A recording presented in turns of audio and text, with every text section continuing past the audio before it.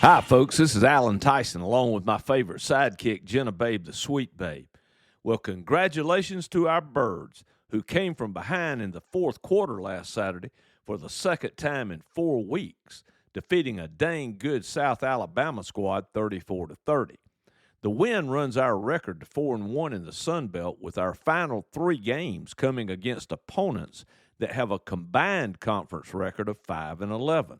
This was a game where statistically our men in blue were not very impressive, but they were extremely effective. We only averaged 2.9 yards per carry, but we were able to put an Eagle 6 on it 2 times on the ground. We only passed it for 231 yards, but we completed 76% of our 33 pass attempts, with 3 of our 25 completions reaching pay dirt. On the defensive side of the ball, our feathered defenders had a Jekyll and Hyde kind of a night. They gave up 458 total yards, an average of 6.7 yards per play. But they did what they had to do to give us a chance to win the game in the final stanza. Here's what I mean. In the first half of the game, the boys in red, white, and blue had 3 scoring drives that totaled 27 plays and 168 yards. But they could only manage a touchdown and 2 field goals. This allowed our Blue Birds to take a 14-13 lead to the locker room.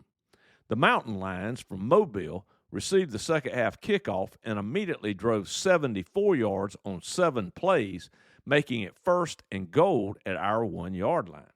But aided by a couple of costly penalties, our Blue Birds of Prey were able to hold the Jags to a 24-yard field goal. Lastly, after giving up 27 straight in the second and third quarters, we pitched a shutout in the fourth, paving the way for our offensive Eagles to put 3 unanswered touchdowns of their own on the board and get back to Bullock with a much-needed win. That was a bad night for my blood pressure, Big Blue. Hey y'all, it's Jenna here to take a quick break and tell you about our amazing podcast sponsor, you guessed it, Sully Steamers of Statesboro. Though our family is partial, there is no denying that the crowd has gone wild for Sully's ooey gooey steamed bagel sandwiches. Have you gotten into the holiday spirit yet? Well, whether your tree is already up or you get all hot and steamy when folks don't wait till Thanksgiving, might we suggest this week Steamer Spotlight the Sticky Bandit. Okay, y'all, I don't even know if I can talk about this thing without running out of here to immediately go and get one. But on this steamer, which, by the way, is a brand new, limited time only special, you'll find pecan praline cream cheese, ham, bacon, egg, Swiss, and maple mustard. It's served hot and steamy, of course, on Sully's fresh, delicious French toast bagel.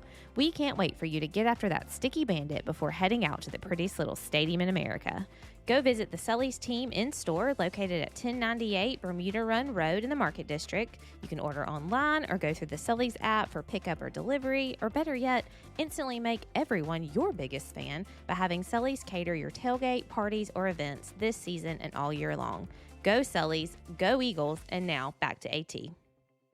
As for today, it's hard to believe, but our Eagles will be playing their 10th game of the season, as Troy has bussed over from Sweet Home, Alabama, for the 14th meeting in the modern era between the two schools. Since 1984, our Birds hold a slim 7-6 advantage in the series. After posting a 23-5 record over the last 2 seasons, the Trojans are 2-7 this year under first-year head coach Gerard Parker. These Lionhearts from Lower Alabama, who average 23 points a game, rush the ball on about 60% of their snaps, averaging 4.2 yards per carry and 148 total rushing yards per game. Though they appear to be a run-first team out of some funky formations, they have only scored 10 of their 24 total touchdowns on the ground. When they do put the ball in the air, the men of Troy have completed only 62% of their attempts, averaging just under 200 yards passing per contest. Let me put it this way. When you look offensively at these Dardans from due west of Eufaula, they don't exactly strike fear in the hearts of their opponents. On the other side of the ball, they do at least seem to be competitive. But rather than spout out a bunch of meaningless stats, what do you say we cut to the chase? Before beating Coastal Carolina last Saturday at home, this crowd of cryptoware from the banks of the Conoco River had only one win all year, and that was against that powerhouse from Tallahassee, Florida A&M. But hey, it really wouldn't matter if they were the second coming of the 86 Bears. If we want to keep our chances of playing in the Sun Belt Championship in our hands and out of somebody else's, our men in blue have no choice but to kick this division of disreputable defenders to the curb.